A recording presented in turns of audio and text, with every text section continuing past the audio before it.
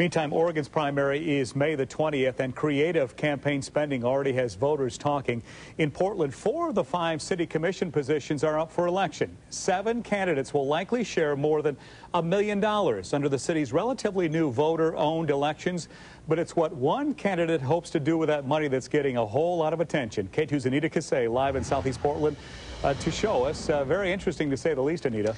Well, Steve, candidates can get up to $150,000 from the city if they collect $1,005 donations from Portland residents. Well, one candidate wants to use some of that money and donations from other private entities to fix essentially what ails Portland, including these giant potholes.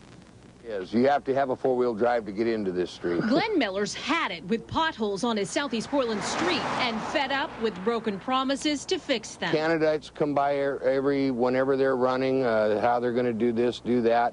All we ever get is lip out of them. Jim, this is Charles Lewis. He's going to fix my street. That was, he says, until Charles Lewis stopped by. There's some massive ones here that comes up to the top of my boots. Lewis is one of 6 people who want to take over Sam Adams' seat on the city council. His campaign, dirty in a hands-on way. Roll up our shirt sleeves and get to work here. He plans to fill these potholes Wednesday morning and originally wanted to use his campaign cash from the city to do it.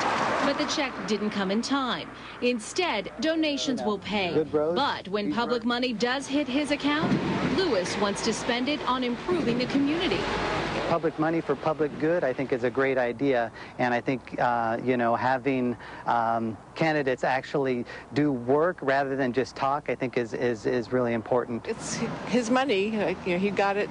He would get it either way, so I think it's good. Well, I think it's going to better our local neighborhoods, and it's something that people want.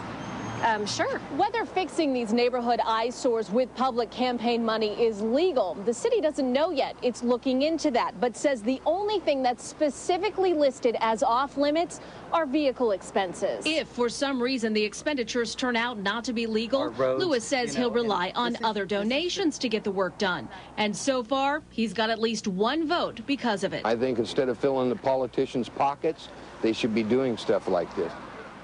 A half dozen other candidates are running for seat 1, but only one other one, Amanda Fritz, has qualified so far for that public money. She declined an on-camera interview tonight, but wants to make sure that there are no questions about her expenditures and says voters can look at her record and see that she has always been very careful with public money. And you can learn about all the candidates by going to our website, KATU.com. Live in Southeast Portland, Anita Kasey, KATU News. Certainly is creative. Got to admit that, Anita. Thank you very much.